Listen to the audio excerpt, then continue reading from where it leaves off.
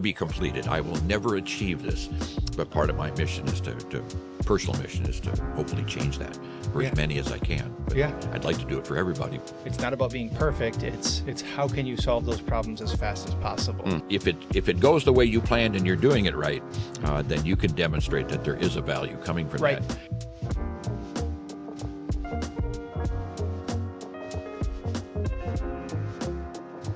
Hey everybody, thanks for joining today's podcast. I'm here with Don Herrmann, president and founder of Future Focused HR, a local fractional HR provider. Awesome. So tell me a little bit more. Okay. What does fractional mean? What does that entail? Sure. Fractional, the easiest way to describe it is fractional is part-time, but I'm not an employee. Sure. I will contract with the client for a certain number of hours a month. We then engage for those hours. I'm part of the organization, helping them develop their strategies and things of that nature. But I'm not like a consultant who comes in for a project. Sure. I come in to make something happen a little more long-term. Sure. So when you say that, does it mean like you're spending that time physically in the office with them, or like how do those hours kind of pan out? What does that look like? It can be in the office. It can be done virtually. Yeah. I don't care which way. Right. I mean, most of my clients prefer in the office, face-to-face. But with that said, I do have a couple of virtual clients, but they're not even in the state of Wisconsin. Sure. Sure. So what would you say your main strength is in the HR world? Mm-hmm. Is it developing businesses? Is it helping with conflict? Like how do you determine if somebody's a client that's worth taking on? Sure. I'll start with the answer to your question is yes. I don't do payroll. I don't do benefits. Sure. With that said, I will work with all of the others. My strength is the ability to see how and what a business needs with respect to its people strategies. Sure. And then help to align those so that we can drive business growth. Yeah.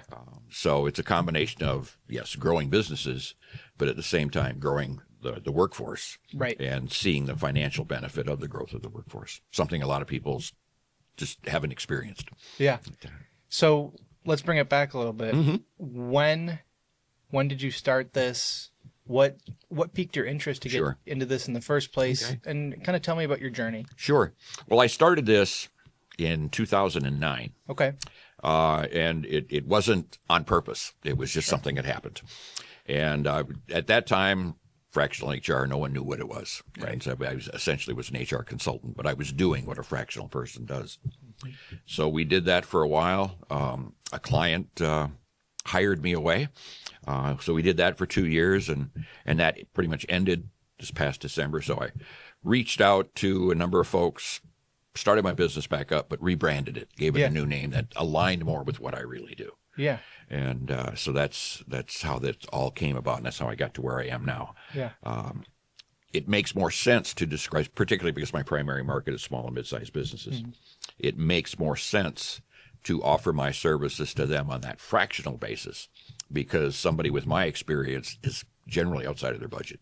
Right. And, they may have somebody there that's doing it, but they're primarily doing administrative type work, maybe a little bit of tactical stuff, recruiting, for example. But they don't know how to take it to the next level. They don't know how to do things. So I will also come in as a mentor or a coach to those folks as well. So I don't replace anybody. Sure. Why HR? Good question. When I got out of the Army, I had been doing HR in the Army. Yeah. And working for an Army medical center. And my first job when I stepped out was HR. Yeah. And so I did that for a while. I had a taste of being an interim chief operating officer in the same company that I worked for as the HR guy. But I liked HR because the biggest thing is it can touch every aspect of the business. Right. And it has a reason for doing so just beyond I'm curious. It has a legitimate reason to go into all those things. Right. And through the years, I've had good mentors, good people that I worked with who taught me things to really show how HR can, in fact, drive business profitability, drive business growth. Right. The challenge has always been a lot of business leaders have never seen that They see the administrative piece, the recruiting piece. But when you tell them, for example, I can add X number of dollars to your bottom line through a people process, they get a little skeptical. Understandable. They've never seen it. Right. So that's part of the education process. But I enjoy that. Yeah. So what would you say is something that you've used to be able to improve those dollars, those sales, and what does that look like in a business? Sure. I can give you two examples that are pretty easy for anybody not in industry, not in HR to grab. One is businesses have turnover. Yep. And people leave. Well, a lot of times all they do is they say, we have X% turnover. We need to fix that. What they're not looking at is, what does that turnover cost? Right.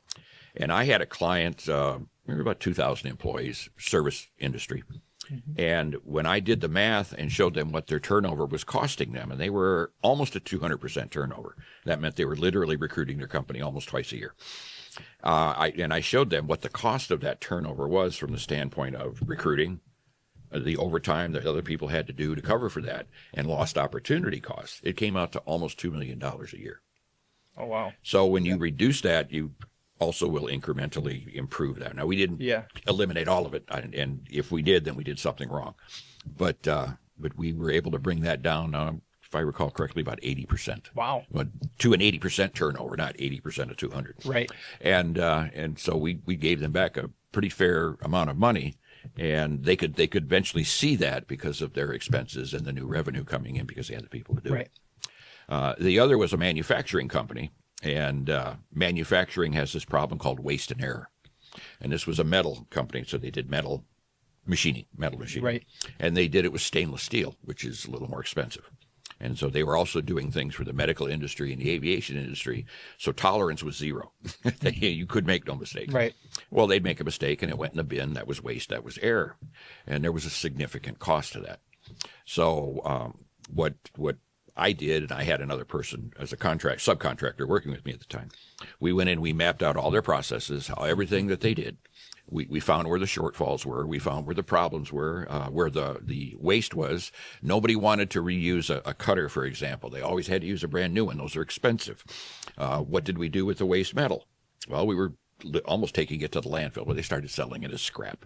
But the workflow, changing things, how we configured the work, what was brought, how the work process or the work project was set up. Right. And we were able to give them I don't remember the exact number, but we were able to give them a pretty significant return on that, and reduce their cost of production. Yeah. And as a result, they made more money. Yeah. So improving processes, proper training for employees. That's huge. Oh, yes. And like, especially with the turnover nowadays, I worked in retail for years. Yeah. Turnover is horrible. Oh, yes. But it costs way more to get rid of or an employee leaves than it does just to train them right. And treat them right. And I think that's really important that people need to look into that instead of just kind of saying, all right, well, they're not hitting the mark. Okay, well, figure out the why. Why are they not hitting that mark? Because it's not always about, I'm not hitting my numbers. See ya. It's hey, I noticed that you're struggling.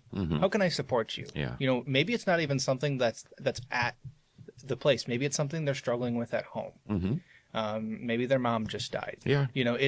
There's many different things. So like understanding people and meeting them where they're at.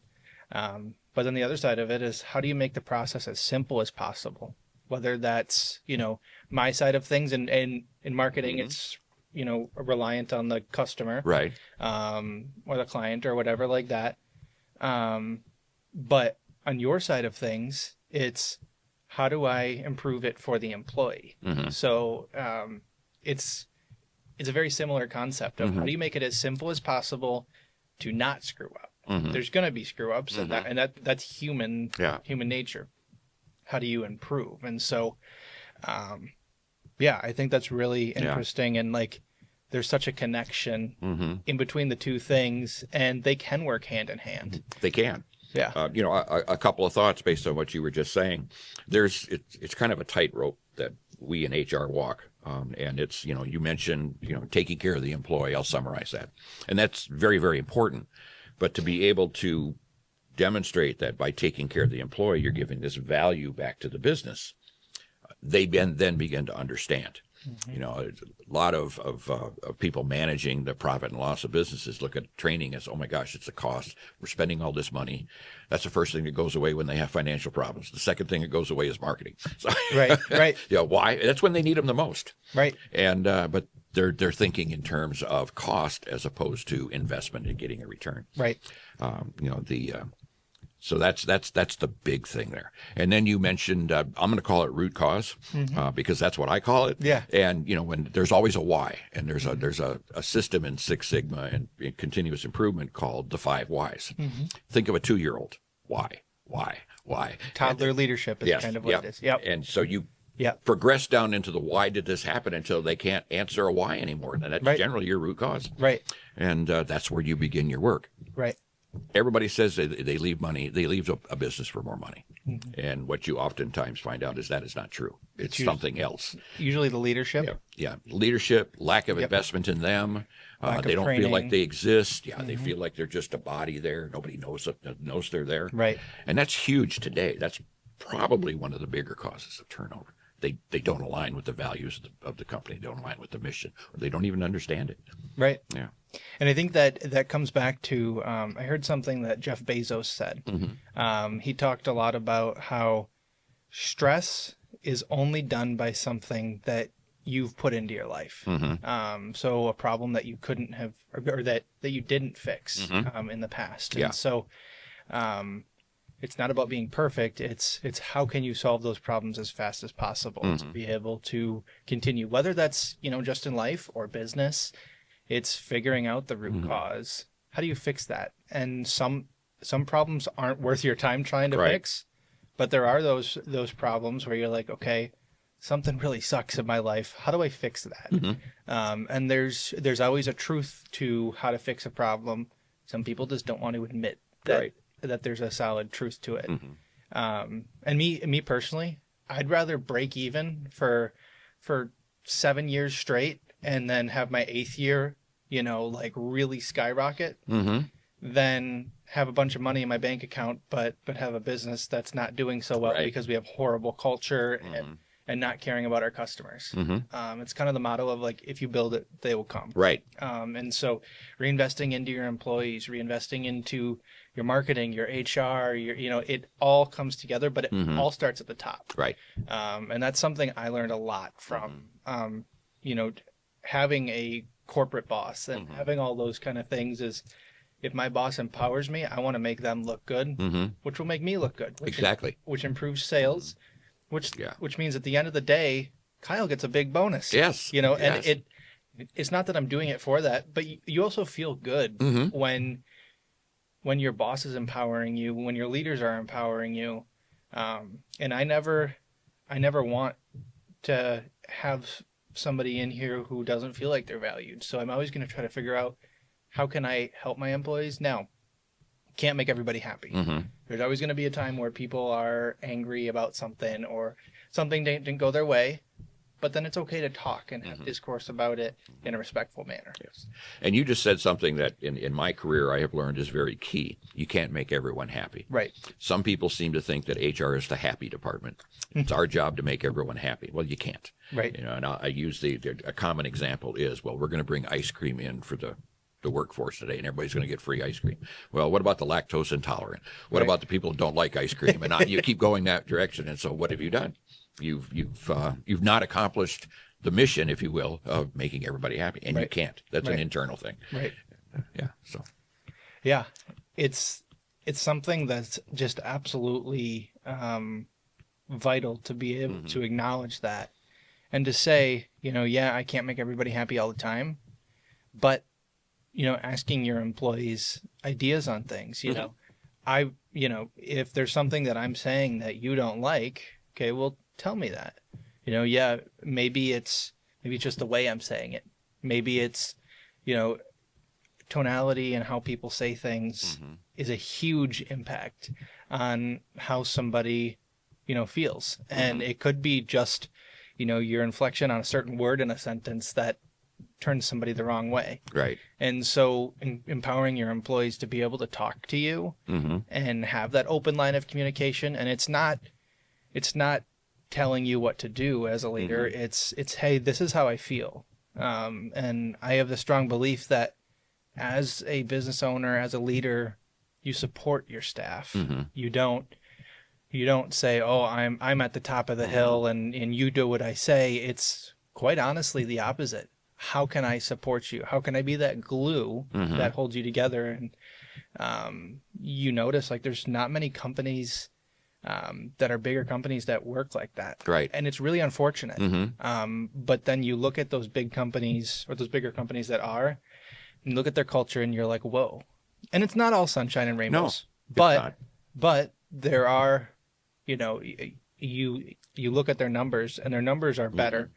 And they're more productive and they feel more valued. And my aunt and uncle own a meat business.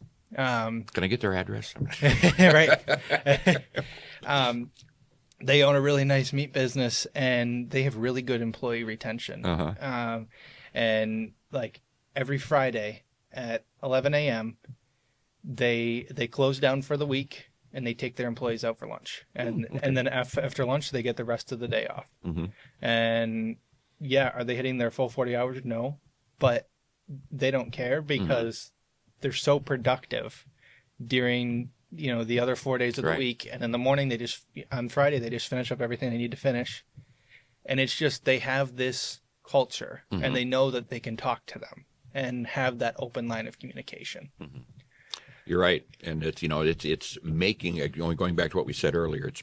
It's causing the employee to feel like they're part of the team, that their voice is valued, and that voice is huge. Right. Some of the best suggestions and solutions I've had over my career came from talking to the people doing the job, not their boss sitting behind his desk all day long drinking coffee, right? But to the person that's getting their hands dirty doing the work. And I can't count how many times I have been told, even since I've been doing what I do now, that I was the first person that ever came and talked to them about how they did their job. No one in the company did. Right. And that's unfortunate. So it's, it's part of, it'll never be completed. I will never achieve this. But part of my mission is personal mission is to hopefully change that for as many as I can. But I'd like to do it for everybody, but that won't happen. So, I hear you. I'm not that good. Oh, you're great. Yeah. Yeah, one of my buddies was telling me he's actually writing a book. I can't share his name because it will give the book idea out. Okay. But, he talked about how he worked for this place, and his leaders were just very like office workers. They'd show up late. And it didn't set the best example. Anyways, he was one of their supervisors, and he would always check in with all the employees, just seeing how they're doing, understanding what motivates them, what encourages them. And that's something that those employees loved. And his boss asked him, so why are you never in your office? Why are you? And he said to his boss, is my work getting done? Yeah. And he said, well, yes. How's my employee retention? Oh, it's good. Okay, so then why does it matter? And he said, I'm not challenging you. I'm just giving you the truth about what's going on. And it was funny because after he left, employee retention, was horrible. But it showed an example to those leaders and hopefully made that impact that something needed to change. Right. And that's the challenge is finding, well, it's more so the opportunity to demonstrate the effect of the change than it is to say we need to change something. You'll get a lot of lip service from just about any organization when you start talking about changing things. That's the way we've always done it is a pretty strong mantra. But when you begin to put change into place, you can if it goes the way you planned and you're doing it right, then you can demonstrate that there is a value coming from that, and that it does benefit the business. And that's the way you need to talk to the leadership of the business. It benefits the business. You're also benefiting the employee, but they want to hear the business side. And that's where a lot of HR people tend to not be successful, is because they don't know how to make that step into this is how it benefits the business. Right. They're using terms such as it's the right thing to do. We have to help the employee. We have to care for the employee. And all those are important. But leadership doesn't see that. They see the dollars and the cents, and that's what you have to tell them. So. Right. And I think the other thing too is like looking at change, there's certain things that should change and there's certain things that shouldn't change, because you look at it and businesses usually end up losing money every change, but you got to look at, okay, how can this change help us improve? Look at the long term instead of the short term. But you also look at it as, do you want to take that risk with that change? So I think evaluating and having people like yourself, work with them to be able to evaluate if that change is worth making. Right.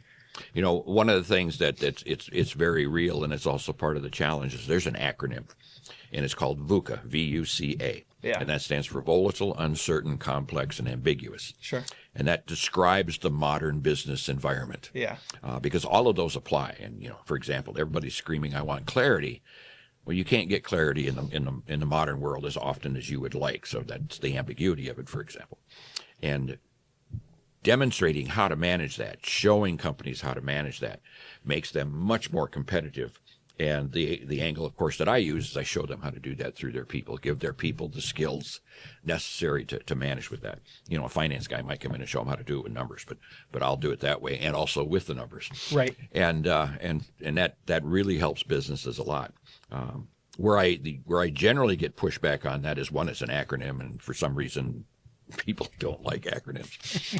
and the other reason is that the word ambiguity, which is why I singled it out to begin with, because everybody is pushing for clarity, and you can't always be clear. Right. And I had a good boss years ago that he said, if you have 40% of the information, you can make a decision. That's a little risky for me. I'll go more closer to 60 or 70. But he had worked for Jack Welch at GE, and that's the way Jack operated. So it's, that was a little challenging for me, but we made it work. Right. Yeah. And I think a lot of it kind of just relates back to the psychology aspect of, how people's brains work. And talking to people is all different. Like I talk to you differently than I talk to, somebody sitting across from me who's, a realtor or, whatever. Like, everybody has different ways that they talk. And so kind of understanding that as a leader, or as a person in general, not everybody's always going to like the way somebody talks to them. So understanding what motivates people and what their why is for doing what they do. Yeah. And the key there is, what's their why? They need to know yours, but you need to be respectful and understanding of theirs to see if there's a way to meld it into what you're trying to do. Right. And normally there is. I mean, there's always the abstract one, but, normally there is. So. Yeah.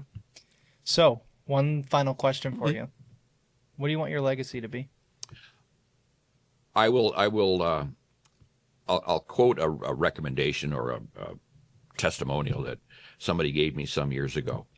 And they said that Don is the kind of guy that you go to, and if you've got a question, he'll listen to you, he'll help you map it out, and together he'll work with you and you come up with a solution. And on the business side, that's the way I like to be remembered. My oldest son described on the personal side. When my dad told him one time that, he said, "Your dad's quite the gentleman."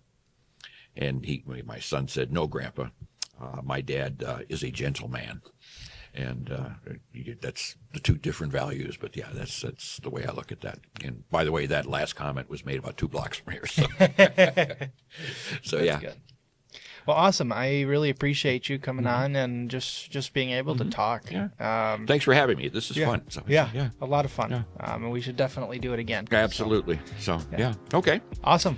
Thanks, Kyle. Yeah. Okay. Thanks, everybody, for watching today.